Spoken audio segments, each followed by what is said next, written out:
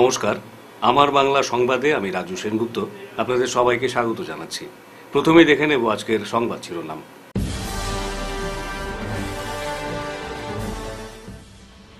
ধলাই জঙ্গল দিয়ে পাচারের চেষ্টা, ধরা পড়ল 9টি বিদেশি গরু।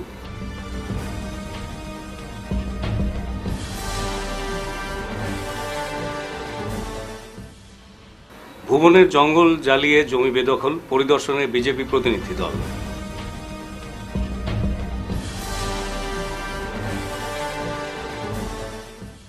ভাগায় ডাকাতির ঘটনার তদন্ত, অভিযুক্তকে ধরতে গিয়ে জখম পুলিশ কর্মী।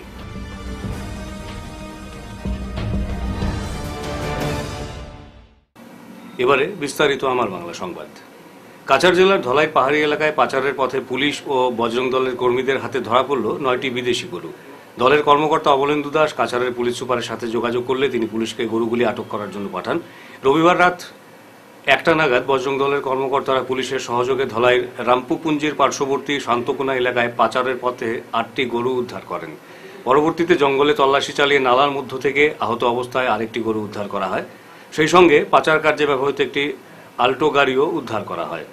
জানা গেছে পাচারকারীরা 25টি গরু পাচার করছিল, কিন্তু 9টি গরু উদ্ধার করা হলেও বাকি 16টি উদ্ধার করা সম্ভব হয়নি।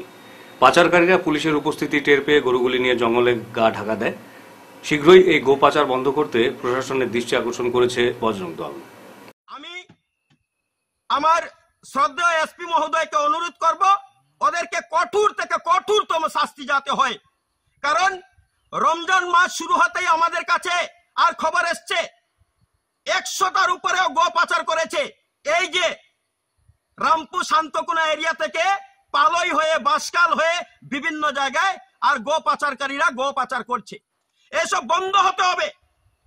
যতক্ষণ পর্যন্ত আর আমরা যুব সমাজ জেগে আছি ততক্ষণ পর্যন্ত আমরা গো পাচার হতে দেব না। সঙ্গে সঙ্গে আমি ধন্যবাদ দেই নুমান মাহাত্মজিকে, উনার বলিষ্ঠ ভূমিকা এবং প্রশাসনের বলিষ্ঠ ভূমিকায় আমরা এই গরু আটক করতে পেরেছি। ধন্যবাদ সমস্ত বজরঙ্গী কার্যকর্তাদেরকে যারা আমরাঘাট থেকে এসছেন এবং উনাদেরও বলিষ্ঠ ভূমিকা ছিল, যার জন্য আমরা এই অভিযানে সফল হয়েছি। এবং আমরা আজকে এই মিডিয়ার মাধ্যমে গো পাচারকারীদের বলতে চাই, অতি সত্বর বন্ধ করে দেও, অতি সত্বর বন্ধ করে দেও। যতক্ষণ আমাদের দেহে থাকবে প্রাণ ততক্ষণ পর্যন্ত আমরা যেতে দেব না, এই কাজ করতে দেব না। আমরা লড়াই চালিয়ে যাব, যা করতে লাগে আমরা প্রয়োজনে করব। নমস্কার। কাছাড় বন বিভাগের মনিয়ারখাল ফরেস্ট রেঞ্জের অধীন ভুবন পাহাড়ের সংরক্ষিত বনাঞ্চলের কালাখাল ফরেস্ট ভিলেজের অধীনে থাকা জঙ্গল কেটে জমি বেদখল চলছে। এই অভিযোগ পেয়ে বিজেপির পালংঘাট মণ্ডলের এক প্রতিনিধি দল রবিবার সরেজমিনে গিয়ে জায়গাটি পরিদর্শন করেন। প্রতিনিধি দল মনিয়ারখাল রেঞ্জের মতিনগরের বিট অফিসার আশরাফুল মজুমদার সহ বিট ও রেঞ্জের বনকর্মীদের সঙ্গে নিয়ে জঙ্গল পরিদর্শন করেন। পরে সংবাদ মাধ্যমের সঙ্গে কথা বলতে গিয়ে তারা জানান, ভুবন পাহাড়ের সংরক্ষিত বনাঞ্চল এভাবে কেটে জ্বালিয়ে ধ্বংস করা কোনোভাবেই কাম্য নয়। যেসব দুষ্কৃতিকারী এসব করছে তাদের চিহ্নিত করে দৃষ্টান্তমূলক শাস্তি প্রদানের জন্য তারা বন বিভাগের শীর্ষ আধিকারিক সহ জেলা শাসকের হস্তক্ষেপ কামনা করেন। এদিনের প্রতিনিধি দলে উপস্থিত ছিলেন বিজেপির পালংঘাট মণ্ডল সভাপতি অপূর্ব দাস, সহ সভাপতি তথা প্রাক্তন জেলা পরিষদ সদস্য স্বপন কুমার দাস, সাধারণ সম্পাদক অজয় কৃষ্ণ দেব, প্রাক্তন মণ্ডল সভাপতি সোমেন দাস, গঙ্গানগর জিপির প্রাক্তন সভাপতি শৈলেশ চন্দ্র দাস, ভুবন হিল জিপির প্রাক্তন সভাপতি নিহার রঞ্জন শুক্লবৈদ্য প্রমুখ।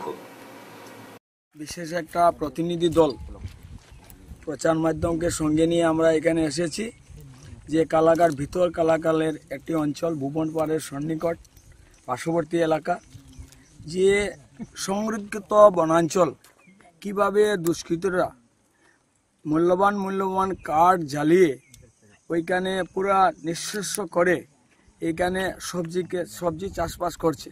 এটা বড় দুঃখজনক বেদনাদায়ক বিষয় যে সরকার চাচ্ছে বনাঞ্চল কীভাবে সুরক্ষিত রাখা যায়, কিন্তু আমি বিভাগীয় কর্তৃপক্ষ তথা ডেপুটি কমিশনার কাছাড় ডিস্ট্রিক্ট বা বন বিভাগের কর্তৃপক্ষকে অনুরোধ করব, যারা এইরকম কাজে লিপ্ত আছে ওদেরকে চিহ্নিত করে দৃষ্টান্তমূলক শাস্তি প্রদান করা হোক, যাহাতে ভবিষ্যতে কেউ এই সুরক্ষিত বনাঞ্চল ধ্বংস করার সাহসটুকু পায় না।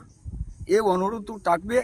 আর যারা এর কাশিয়া সম্প্রদায়ের লোকজন আছেন, যারা দুষ্কৃতীরা যেভাবে এইভাবে বনাঞ্চল ধ্বংস করছে, কাশিয়া মানুষকে এখানে সংরক্ষিত বা তাদের দেখভালের দায়িত্ব বন প্রশাসন কর্তৃপক্ষ ওনাদেরকে দেওয়ার জন্য আমি অনুরোধ রাখবো।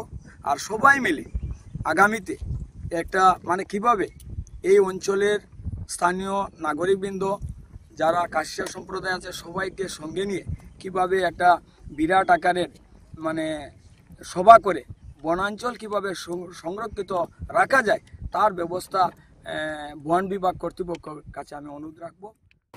ভাগায় ডাকাতির ঘটনার অভিযুক্তকে ধরতে গিয়ে জখম হলেন এক পুলিশকর্মী। ঘটনাটি ঘটেছে ধলাই থানা এলাকার ভাগা বাজারে। জখম পুলিশকর্মীকে উদ্ধার করে স্থানীয় হাসপাতালে নিয়ে যাওয়া হয়। শনিবার একদল ডাকাত প্রকাশ্য দিবালোকে ভাগা বাজারের কাছে মিজোরামের চাম্পাইয়ের বাসিন্দা লালন জোয়ালার গাড়ি আটকে 13 লক্ষ টাকা লুট করে পালিয়ে যায়। প্রকাশ্য দিবালোকে এই ডাকাতির ঘটনায় স্থানীয় মানুষ ডাকাতদের চিনে ফেলেন। ঘটনার পরবর্তীতে 5 জনের বিরুদ্ধে ধলাই থানায় অভিযোগ দায়ের করা হয়। পুলিশ তদন্ত শুরু করে। তদন্ত চলাকালীন ডাকাত দলের প্রধান অভিযোগকারীর বাড়িতে এসে কেন তার বিরুদ্ধে অভিযোগ করা হয়েছে তার জবাব চায়। রবিবার বিকেলে অভিযুক্ত হাতে অস্ত্র নিয়ে ব্যবসায়ী তাজউদ্দিন লস্করের ছেলে ইমরান হোসেন লস্করের দোকানে এসে হুমকি দেয়। তাজউদ্দিন লস্করের পরিবার সঙ্গে সঙ্গে পুলিশকে বিষয়টি জানায়। রবিবার সন্ধ্যের পর পুলিশ অভিযুক্তকে ধরতে অভিযানে নামে। ভাগাবাজারের একটি দ্বিতল ভবনে ডাকাত সর্দারের অবস্থান নিশ্চিত করে পুলিশ ভবনটি চারিদিক থেকে ঘিরে ফেলে। অভিযুক্তকে ধরতে গেলে দ্বিতল ভবনের উপর থেকে সে নিচে ঝাঁপ দেয় এবং পালিয়ে যায়। তার পিছু ধাওয়া করতে গিয়ে দ্বিতল ভবনের উপর থেকে ঝাঁপ দেন পুলিশকর্মী 6ষ্ঠ অসম পুলিশ ব্যাটালিয়নের সঞ্জয় চৌহান। নিচে পড়ে গিয়ে তিনি গুরুতরভাবে আহত হন। পরবর্তীতে পুলিশকর্মী সঞ্জয় চৌহানকে উদ্ধার করে ধলাই প্রাথমিক চিকিৎসা কেন্দ্রে নিয়ে গেলে আঘাত গুরুতর হওয়ায় তাকে শিলচর মেডিকেল কলেজ হাসপাতালে স্থানান্তর করা হয়। অভিযোগকারীর বাড়িতে সেভাবে হুমকি দেওয়ায় এলাকায় চাঞ্চল্যের সৃষ্টি হয়েছে। পুলিশ অভিযুক্তের খোঁজে জোর তল্লাশি চালাচ্ছে। তাদের সর্দার যার নাম এফআইআর 1 নম্বরে রয়েছে সে কিন্তু এখানে এসে থ্রেট দিচ্ছে। তো সেই ইমরানের সহিত আমরা কথা বলছি। ইমরান কি বলতে চাইছে সে বক্তব্য আপনাদের উদ্দেশ্যে তুলে ধরছি। ইমরান কি তাহলে ঘটনা এবার বলছেন তুমি? আমি একুরেট যেটা ঘটনা হলো ঘটনাটা বলছেন। আমি আজকে দোকানত যাওয়ার 4টা 20 মিনিট বাইরে লাগবো হে আইছে তার ওখানের মধ্যে একটা হে বুঝাইল ডেকার ঢুকাই আইছে আইয়া আমার প্রশ্ন করছে আমার বাবা এফআইআর তার নাম ফেনে দিলাম। যে প্রশ্ন করছে তার নাম হইল কি গুলে আহমদ লস্কর, তার বাবার নাম হইল কি সুন্দর আলী লস্কর। গুলোই ডাকই তার হে আইয়া ডেকার হারাইয়া আমার প্রশ্ন করছে। আমি ওখানে তার আমার বাবা মানে তার নাম ফেনে দিলা দিয়া মানে আমার হে একটা ধমকি দেয় ডেকার বাঘরের জোহরের এরকম একটা পরিস্থিতি করে মানে ড্রাইভার একটা চেষ্টা করে রাইয়া অন্য দোকান হয়ে গরম দেয় মানে তার নাম ফেনে দিলাম। এরপরে আমি ফোন বাঘরছি বাবারে ফোন করছি গুলোই আমার ডেকার লইয়া দোকানে মারাত আইছে। এরপরে তারা বাড়াইয়া আইছে পুলিশ প্রশাসনকে ফোন করা হয়েছে। এরপরে হে তার ওদিকে গিয়া তার বাড়িতে গেছে। এদিকে হাইলাকান্দি পুলিশের অভিযানে উদ্ধার হলো 2টি গরু, সেই সঙ্গে একটি অল্টো গাড়িও আটক করা হয়েছে। ঘটনাটি ঘটেছে রবিবার। জানা গেছে ফয়জুল হক, মামুন উদ্দিন, সাইকুল আহমদ নামের 3 চোর বিলাইপুর এলাকা থেকে 2টি গরু চুরি করে অল্টোতে নিয়ে যাচ্ছিল। প্রায় 30 কিলোমিটার পাড়ি দিলেও মাটিজুরিতে আসতেই ধরা পড়ে মানুষের চোখে। গাড়ির দিকে ধাওয়া করতে প্রধান সড়ক ছেড়ে মাটিজুরি সেতুর নিচ দিয়ে তারা পালানোর চেষ্টা করে। একসময় নিয়ন্ত্রণ হারিয়ে ফেলে চালক। পুলিশ ও জনতা গাড়ি থেকে গরু নামিয়ে নেন। চোরের দল সুযোগ বুঝে পালানোর চেষ্টা করলেও ব্রজপুর তেমাথা থেকে পুলিশ সাইকুল ও তার 2 সঙ্গীকে আটক করে। জনতা গাড়ির উপর হামলা চালায়। চুরি হওয়া গরু 2টি এবং গাড়িটি বর্তমানে বন্দুক মারা পুলিশ ফাঁড়িতে রেখে 3 জন চোরকে হাইলাকান্দি সদর থানায় নিয়ে আসে পুলিশ। বর্তমানে তারা জেল হাজতে রয়েছে। এলাকা থেকে যতক্ষণ সহযোগিতা করা দিনের রাইতে আমরা কোনো অসুবিধা নাই, কিন্তু মানুষ ধরার বাদে আমরা মানুষটাই চিনাই সদর নেপকার যেসা কারণ নেপকা মানুষটাই আমরা চিনাইতা যে নগুন মানুষ আমরা মানুষটা তো চিনতাম না। যেগুলা ধরো আমরা গেলবার একটা যদিয়া 2টা ছাগল দিয়া 3টা মানুষ ধরিয়ে দিলাম, বাদে গাড়িও গেল মানুষও গেল এখানেও জানি না। এরপরে আমরা আরো 1 বছর আগে আরেকটা ওলা সেম গাড়ি দিয়ে একটা গরু দিয়ে ধরিয়ে দিলাম। ও গরু খানো গেল, গাড়ি খানো গেল, মানুষ গেল আমরা জানি না। আমরা মানুষটাই তো চিনতাম কমছে। মানুষ চিনলে তো একটা জিনিস জানার মানুষগুলো চিনতাম যতক্ষণ পুলিশ সহযোগিতা করা লাগে আমরা গাড়ির ব্যাটারি দোকান চুরি গরু চুরি ছাগল খুনতার লাখ মানে চুরি হওয়ার কিন্তু ধরা দেবো যায় না। আর ধরা হইলে কলে কলে ধরলে তারা কিলা কিতে হয়নি কেন আমরা জানি না। আমরা ওদের লাগি আমরা বিশেষ অনুরোধ রইব প্রশাসনের কাছে যেহেতু তারারে ধরা হয় যদি বা 200 ফাইন মিডিয়ার মাধ্যমে হোক বা ফেসবুকের মাধ্যমে মানুষটান তরে আমরা পরিচয় করার লাগি আমরা দেখার লাগি জানার লাগি ওটা রিকোয়েস্ট রইব। আর কি গরু তো 2টা আছে না, গরু আপনারা দেখবা গাড়ি কিছুদিন আগে এই 3টা গরু ধরা খাইছে, কিন্তু চোরগুলা আমরা কথা হইলো যে যাতে চোরগুলো আমরা চিনি এবং চোরগুলা একটু যেমন শাসন হয় আচ্ছা, সারার আগে আমরা দেখাই নিউজের মাধ্যমে মানুষের নাম চিনতে পারি, চিনতাম পারি, কারণ যেগুলো যেটা তোরা বাদে তোরা আমরা মানুষ চিনি না, কিভাবে জান কিলা কি বিজেপি প্রেসিডেন্ট হয় এগুলা লই আমরা একটা দুঃখিত যে চোরগুলা। সাবাসপুর চা বাগান থেকে নিখোঁজ হলো বিশেষভাবে সক্ষম এক যুবক। সোমবার নিখোঁজ যুবকের পরিবারের লোকেরা সংবাদ মাধ্যমকে জানান, 25 বছর বয়সী বিকাশ মুরা গত 11ই মার্চ বরখলার সাবাসপুর চা বাগান এলাকায় তার বাড়ি থেকে বের হয়ে আর ঘরে ফিরে আসেনি। পরিবারের লোকেরা অনেক খোঁজাখুঁজির পরও তার কোনো সন্ধান মেলেনি। এ মর্মে গত 21শে মার্চ বিকাশের পরিবার একটি নিখোঁজ সংক্রান্ত মামলা দায়ের করেন বরখলা থানায়। তারা এও বলেন, অজ্ঞাত একটি নম্বর থেকে একাধিক ফোন কল আসে টাকা দাবি করে, কিন্তু বিকাশের অবস্থান সম্পর্কে কোনো তথ্য বা প্রমাণ এখনো পাওয়া যায়নি। পরিবারের পক্ষ থেকে স্থানীয় প্রশাসনের কাছে বিকাশকে খুঁজে বের করার জন্য বিনম্র আবেদন জানানো হয়েছে। ঘটনাটা স্যার, আমাদের এই যে বাদল মুড়ার ছেলে বিকাশ মুড়া আজকে 11 মার্চে ঘর থেকে বার হয়ে গেছে, আজও পর্যন্ত কিছু সন্ধান পাওয়া যাচ্ছে না। তার কারণে আমরা মঙ্গলবার দিনে আমরা বরখলা থানাতে শুক্রবারে বরখলা থানাতে আমরা রেফার দিয়েছি যে আমাদের বাচ্চাটা কোনো জায়গায় যদি থাকে তো আপনার বরখলা থানাতে আমরা রিপোর্ট দিয়েছি। তা বরখলা থানায় কইছে আচ্ছা ঠিক আছে আমরা দেখিয়ে দিব, কিন্তু একটা বাইরে থেকে একটা আন্দাজি মানুষে একটা ফোন করছে যে আমাদের এখানে ছেলেটা আছে, তোমরা টাকা দেও। এখন কই 1000 দেও, কখন কই 2000 দেও, কখন কই 3000 দেও, কখন 4000 দেও কইছে, কিন্তু ফটোটা দেখাইতে বললে তার দেখাচ্ছে না। হ্যাঁ, ফটোটা দেখাচ্ছে না, তার ভিডিও কপিটাও আমরাকে দেখাচ্ছে না। ভিডিও কপি করতে গেলে কাটে দিচ্ছে। আপনাদের বাড়ি কোথায়? আমাদের বাড়ি হলো সাবাসপুর নিউ জাটিঙ্গা বেলি। আচ্ছা, আপনার যে ছেলে নিখোঁজ হয়েছে বয়স কত? ওর বয়স হলো 25-26। ও কি নিজের থেকেই বেরিয়ে গেছে? আর নিজের থেকে ঘুরতে বার হয়েছে, ফাগুয়ার দিন তো ঘুরতে বার হয়েছে, আর এদিকে থেকে আর এখনো পর্যন্ত। ডাক্তার রাহুল গুপ্তের 82তম জন্মবার্ষিকী উপলক্ষে রামানুজ গুপ্ত মেমোরিয়াল চ্যারিটেবল ট্রাস্ট সোমবার শিলচরে তাদের উচ্চাকাঙ্ক্ষী শিক্ষা প্রকল্প ডিআরজি ড্রিম স্কুলের উদ্বোধন করল। বেলতলা মেহেরপুর শিলচরের স্কুল ক্যাম্পাসে বিকেল 3টের দিকে এই জাঁকজমকপূর্ণ উদ্বোধনী অনুষ্ঠান আয়োজিত হয়। স্কুলের প্রথম পর্যায়ে LKG থেকে ষষ্ঠ শ্রেণী পর্যন্ত প্রাথমিক শ্রেণীর পাঠদান শুরু হবে এবং আগামী দিনে এটি CBSE অনুমোদিত উচ্চ মাধ্যমিক প্রতিষ্ঠানে উন্নীত করার পরিকল্পনা রয়েছে কর্তৃপক্ষের। উদ্বোধনী অনুষ্ঠানে উপস্থিত ছিলেন আসাম বিশ্ববিদ্যালয়ের উপাচার্য অধ্যাপক রাজীব মোহন পান্ত, রবীন্দ্রনাথ ঠাকুর বিশ্ববিদ্যালয় হোজাইয়ের উপাচার্য অধ্যাপক মানবেন্দ্র দত্ত চৌধুরী, বিশিষ্ট কবি সাংবাদিক Atin Das, doctor Satyaranjan Bhattacharya, Jugasankha group of পাবলিকেশনের প্রশাসনিক পরিচালক নীলাক্ষ চৌধুরী, শিবব্রত দত্ত DS এর সভাপতি, ডক্টর সুজিত কুমার নন্দী পুরকাস্ত, নন্দিতা গুপ্ত সচিব RGMC ট্রাস্ট, রুদ্রনারায়ণ গুপ্ত সভাপতি RGMC ট্রাস্ট, ডক্টর সীমান্ত দত্ত, ডক্টর শরদিন্দু ধর, ডক্টর বিভাস দেব উপাচার্য মহারাজা বীর বিক্রম বিশ্ববিদ্যালয় আগরতলা, রাজকুমার পাল, বাবুল হোর, সীতা কান্নান, ডক্টর তনুশ্রী গুপ্ত সহ অন্যান্য বিশিষ্ট ব্যক্তিবর্গ। প্রথমে একটি উদ্বোধনী নৃত্য পরিবেশিত হয়। নন্দিতা গুপ্ত স্কুলের পতাকা উত্তোলন করেন।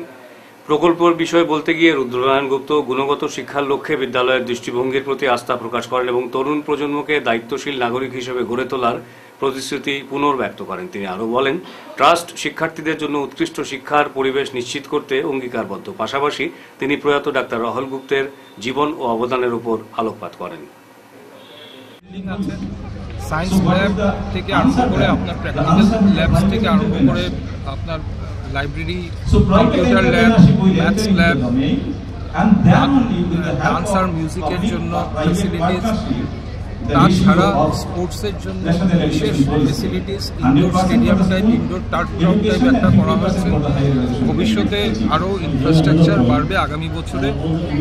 আমরা চাই যে একটা ভালো প্রাইভেট ইনস্টিটিউশন হবে CBSEর মধ্যে, যাতে গার্জিয়ানরা আরও বেশি অপশনস পান, আর এখানে পড়াশোনা করার পর যাতে অ্যাটলিস্ট কম্পিটিটিভ এক্সামসে গিয়ে ভবিষ্যতে গিয়ে যাতে চাকরি পাওয়ার মতো যাতে ছাত্রদেরকে এখানে শিক্ষা দেওয়া যেতে পারে, আর স্পেশালি কম্পিটিটিভ এক্সামস বা লাইফে যেটাই করবে ওইটার মধ্যে যাতে ওরা সবাই কনফিডেন্টলি যাতে ওরা লাইফে যাতে সাকসেসফুল হতে পারে, একজন ভালো সিটিজেন হিসেবে হতে পারে, ওইটা আমাদের চেষ্টা থাকবে। এখানে আমরা চেষ্টা করেছি এখন অবধি যতজন টিচার নিয়েছেন এখানের মধ্যে ট্রাস্টের কোনো রোল নেই। এখানে টিচাররা রিক্রুটমেন্টের সময় একটা প্যানেল বানিয়ে দেওয়া হয়েছে যারা without any discrimination, without any partiality, based on qualification, based on experience যাদেরকে অ্যাপয়েন্টমেন্ট দিচ্ছেন। আমরা ট্রাস্টের থেকে আমরা ভাবি যে এই ফর্মেটিভ ইয়ার্স যেটা বাচ্চাদের থাকে প্রাইমারি লেভেল, ওটা খুব ইম্পর্ট্যান্ট।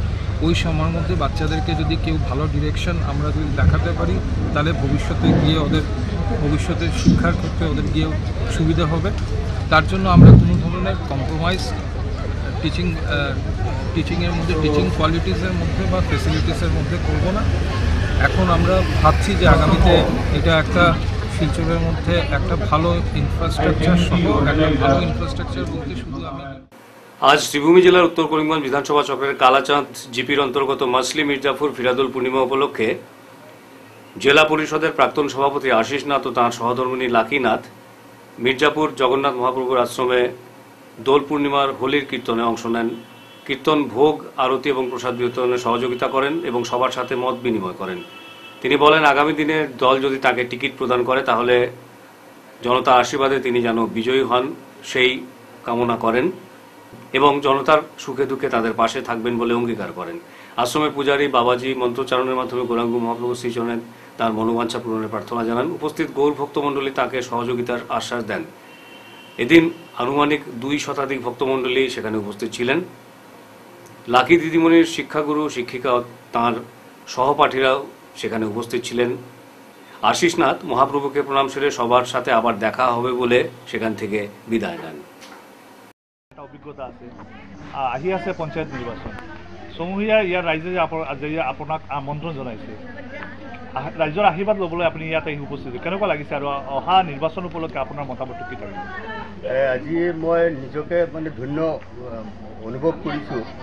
এই নন্দপুৰ, ভাঙ্গা, মিৰ্জাপুৰ এই গোটেই 4-5টা গাঁৱৰ হিতৈষী মিলি মোক আজি ইয়াতে আমন্ত্ৰণ কৰিছে। আজি দৌল উৎসৱ হিচাপে এই মহাপ্ৰভুৰ আখৰাত আমি সন্মিলিত হৈছোঁ।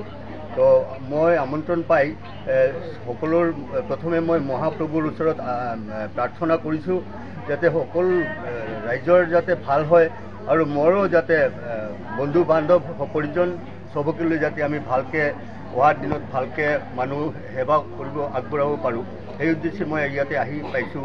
আজি মই ইমান আনন্দ লাগিছে যে 3-4টা গাঁৱৰ সব মুৰব্বী মানুহবিলাক, যুৱক মানুহবিলাক ইয়াতে আহি উপস্থিত হৈছে। মোৰ মা মাতৃসকলো আহি উপস্থিত হৈছে এবং এই গাঁওখন এখন ঐতিহ্যবাহী গাঁও, যিখন নন্দপুৰ গাঁও বুলি আমি জানো সৰুৰ পৰা।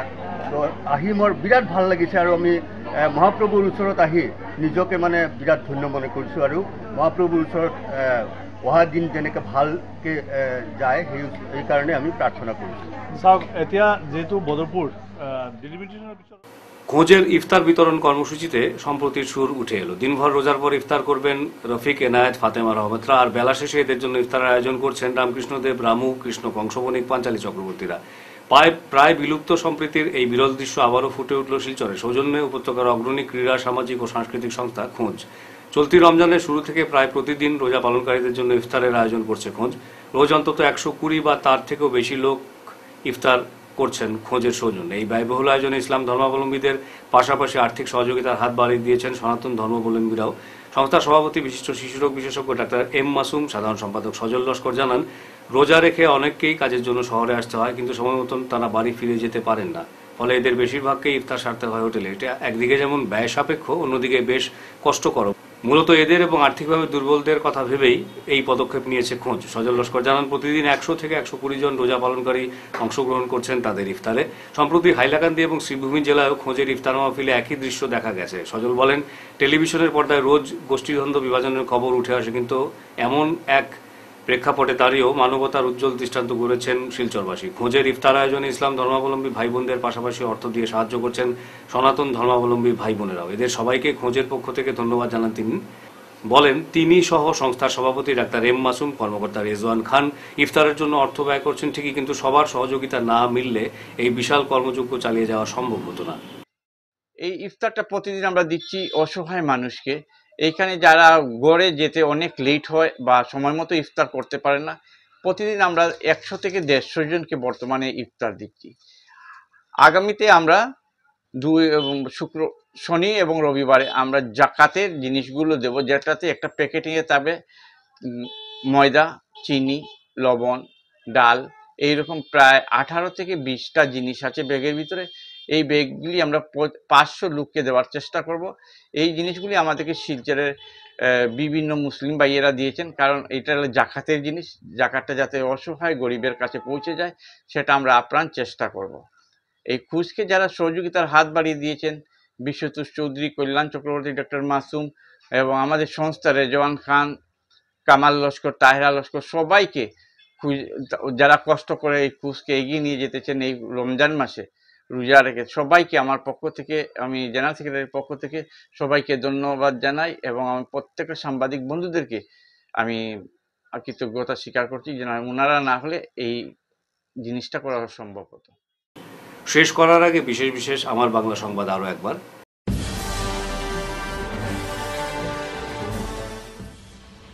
ধলাই জঙ্গল দিয়ে পাচারের চেষ্টা, ধরা পড়ল 9টি বিদেশি গরু।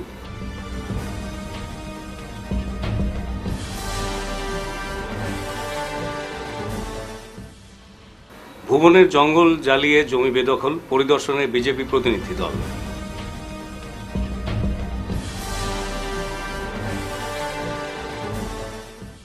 ভাগায় ডাকাতির ঘটনার তদন্ত, অভিযুক্তকে ধরতে গিয়ে জখম পুলিশ কর্মী।